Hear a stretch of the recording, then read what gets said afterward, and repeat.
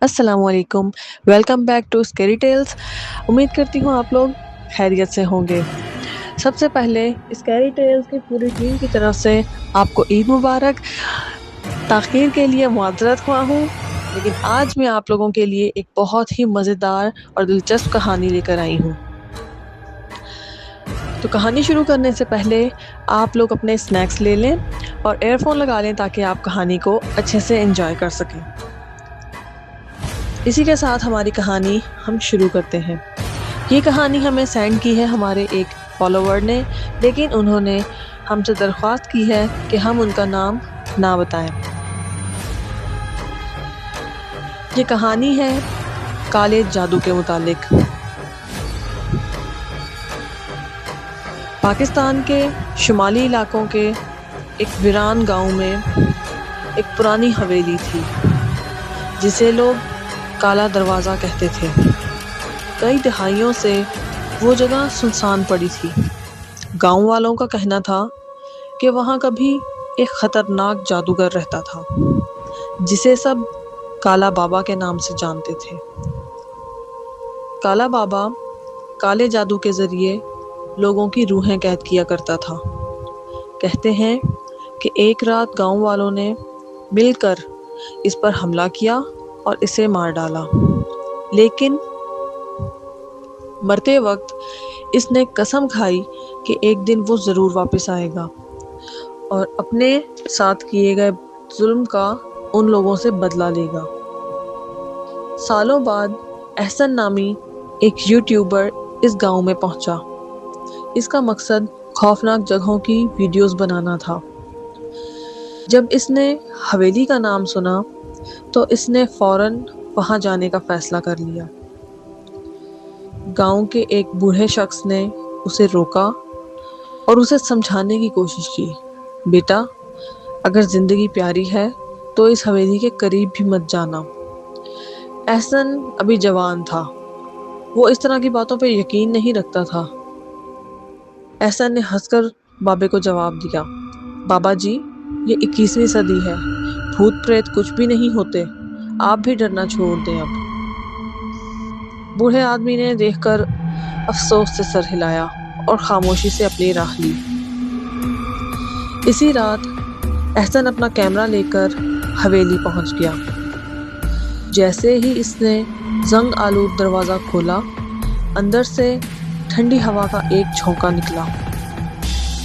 ایسا محسوس ہوا جیسے کوئی چیز اندھیرے میں اس کا انتظار کر رہی ہو۔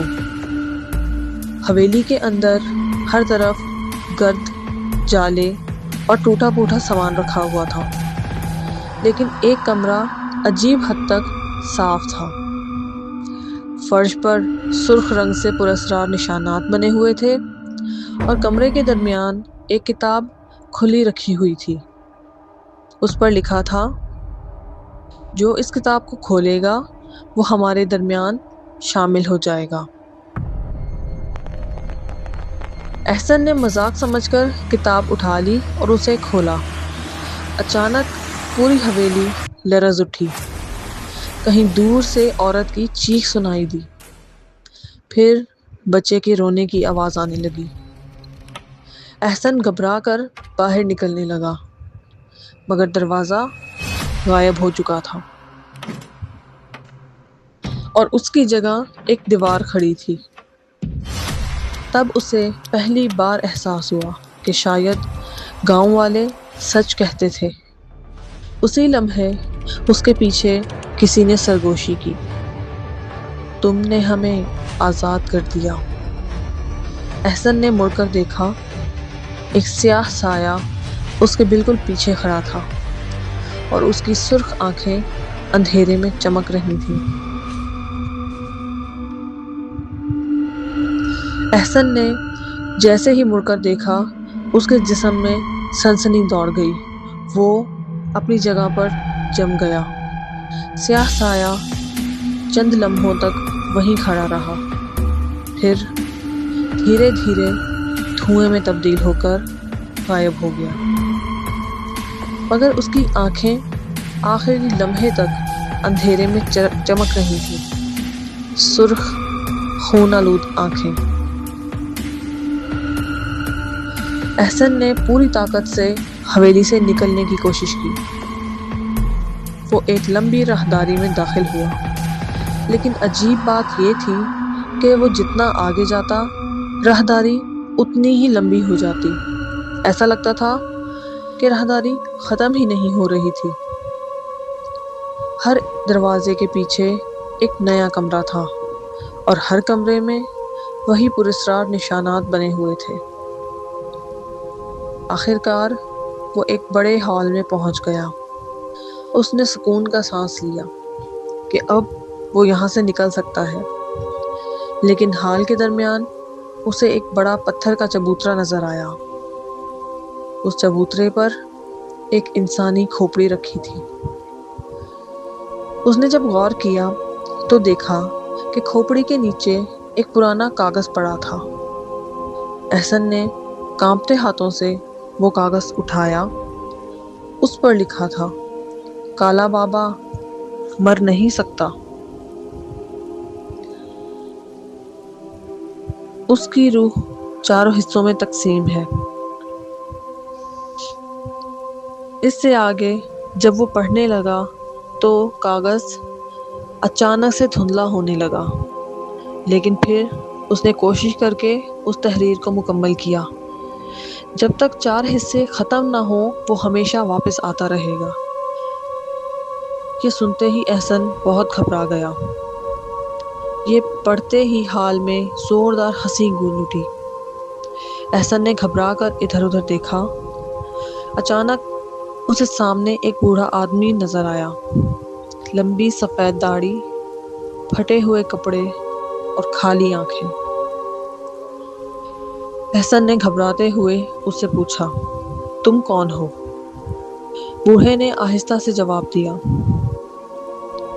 میں بھی کبھی تمہاری طرح یہاں آیا تھا 25 سال پہلے، اور تب سے میری روح اسی حویلی میں قید ہے۔ احسن کے ہاتھ پاؤں ٹھنڈے ہو گئے۔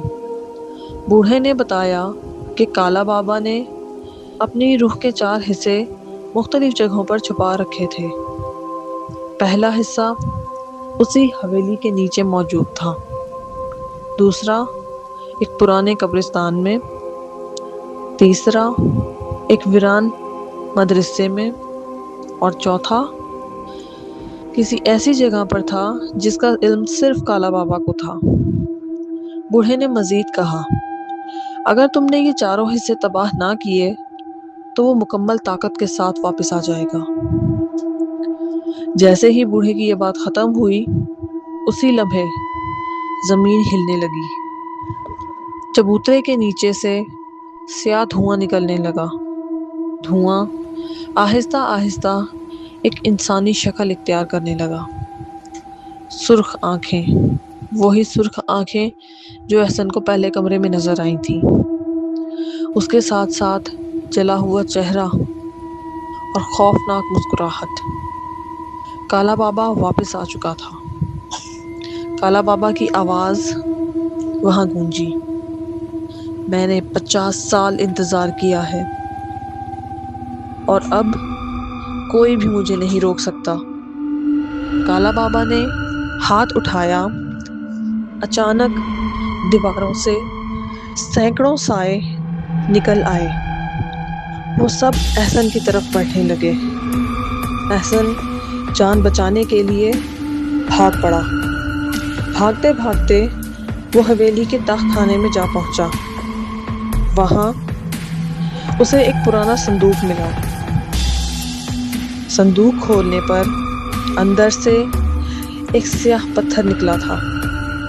جیسے ہی اس نے پتھر کو ہاتھ لگایا، پورا تاخت خانہ لرز اٹھا۔ کالا بابا کی چیخیں پوری حویلی میں گونجنے لگی، نہیں، اسے ہاتھ مت لگانا۔ احسن سمجھ گیا کہ یہی وہ چیز ہے جسے تباہ کرنا ہوگا۔ اس نے پوری طاقت سے پتھر زمین پر دے مارا۔ پتھر ٹوٹ کر کرچیوں میں بدل گیا۔ اسی لمحے کالا بابا کی چیخ پہلے سے کہیں زیادہ خوفناک ہو کر سنائی دی۔ اس کا جسم دھوئیں میں بکھرنے لگا، لیکن مکمل طور پر ختم نہیں ہوا۔ غائب ہونے سے پہلے کالا بابا نے ایک بات کہی، احسن، تم نے جنگ شروع کر دی ہے، اب میں تمہارے پیچھے آؤں گا، تم جہاں بھی جاؤ گے۔ یہ کہتے ہی وہ اندھیرے میں غائب ہو گیا۔ احسن کسی طرح حویلی سے باہر نکلنے میں کامیاب ہو گیا، لیکن اسے معلوم نہیں تھا کہ اصل ڈراؤنا خواب ابھی شروع ہوا تھا، کیونکہ اگلی منزل وہ پرانا قبرستان تھا جہاں کالا بابا کی روح کا دوسرا حصہ دفن تھا۔ گائز، امید کرتی ہوں آپ کو ہماری یہ چھوٹی سی کوشش بہت پسند آئی ہوگی۔ اس کہانی کے مزید حصے ہیں جو ہم آپ کو انشاءاللہ جلد ہی سنائیں گے۔ آپ لوگوں کو یہ کہانی پسند آئی تو پلیز اس کہانی کو لائک، شیئر، سبسکرائب کیجیے گا، بیل آئیکن کو پریس کریں اور ہمارے چینل کو سبسکرائب کر لیں تاکہ اس کہانی کے اگلے حصے اور اسی طرح کی مزید دلچسپ کہانیاں آپ کو سننے کو ملیں۔ اسی کے ساتھ اپنا خیال رکھیے گا اور اپنے آس پاس صفائی رکھیں۔ ملتے ہیں اگلے حصے کے ساتھ۔ اللہ حافظ۔